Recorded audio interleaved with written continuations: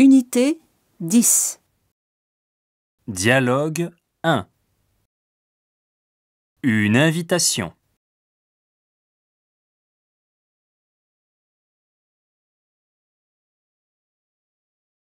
J'ai passé une semaine merveilleuse.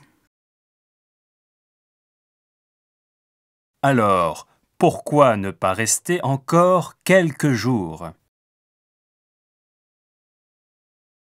Si j'avais le choix, je resterais. Mais je dois aller à Nice pour le mariage d'un ami. Tu pourrais revenir après le mariage.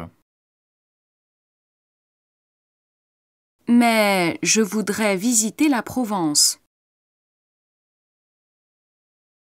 Justement, mes parents ont une villa sur la Côte d'Azur. On pourrait passer les vacances ensemble. C'est une bonne idée.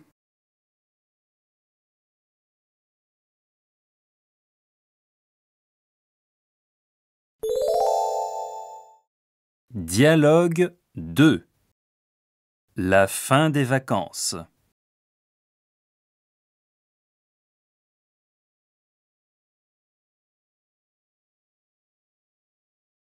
Les vacances sont déjà finies.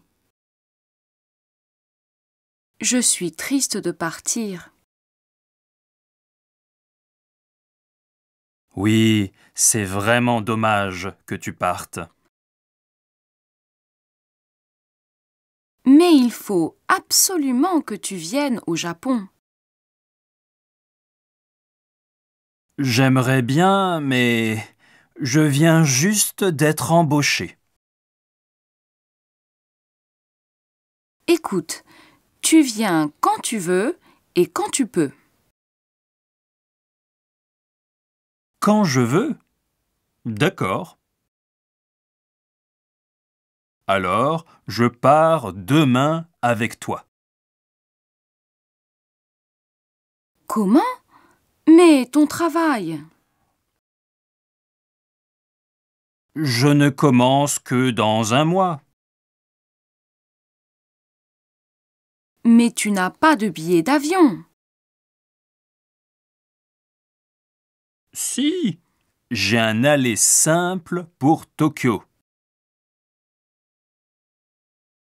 Je ne comprends pas.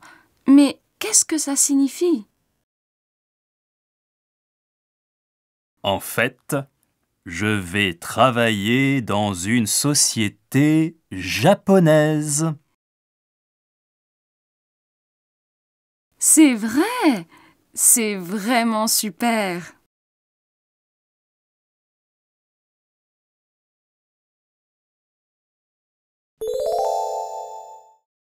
Communication.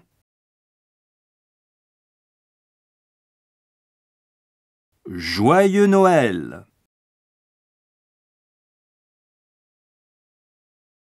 Joyeux Noël!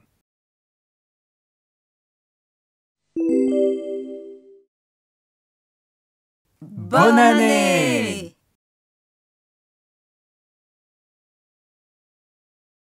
Bonne année!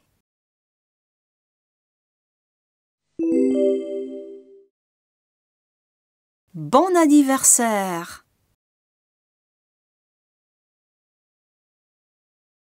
Bon anniversaire!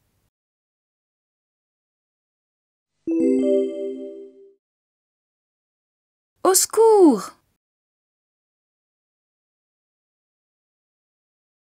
Au secours!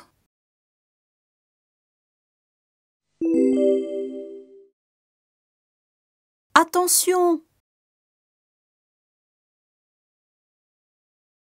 Attention!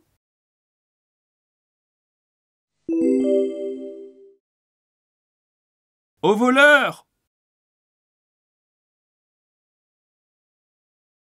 Au voleur!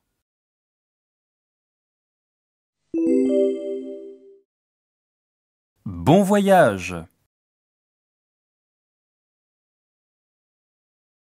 Bon voyage!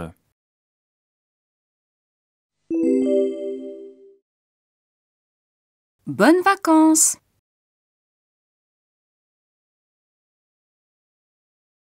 Bonnes vacances.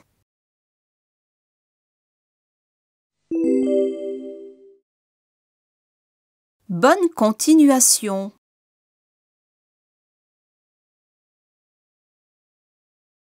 Bonne continuation.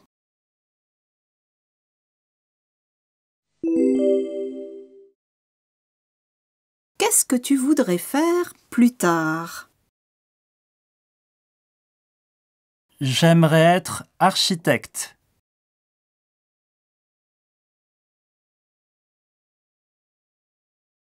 Qu'est-ce que tu voudrais faire plus tard? J'aimerais être architecte.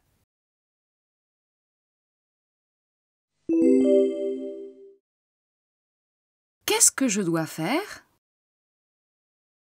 Je voudrais que tu réserves un hôtel.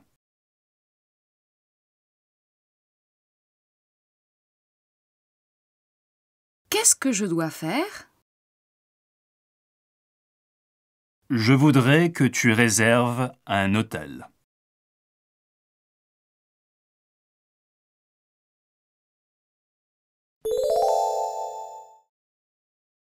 Civilisation 10. Le français dans le monde. J'ai une patrie, la langue française. Albert Camus. La langue française est dérivée du latin vulgaire comme l'italien ou l'espagnol. C'est une des langues les plus parlées au monde. Au XIIe et XIIIe siècle, le français devient, en Europe, la deuxième langue internationale après le latin.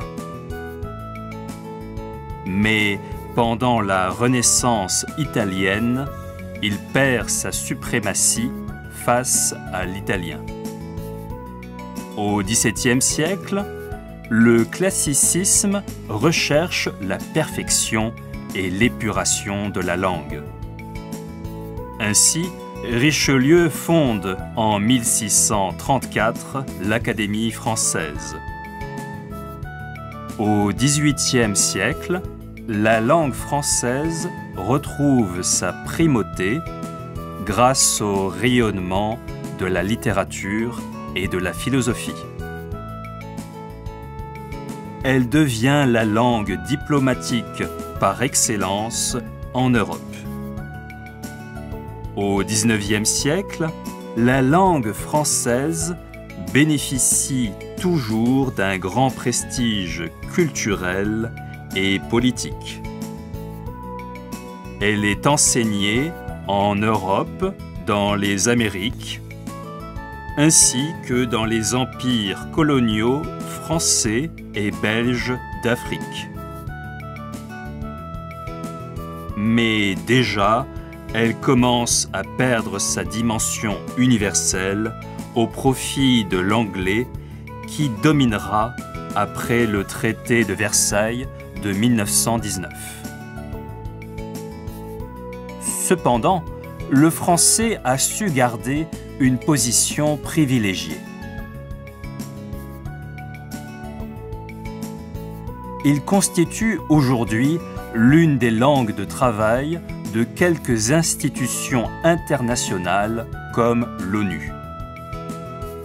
Le français est aussi la langue officielle des Jeux olympiques avec l'anglais.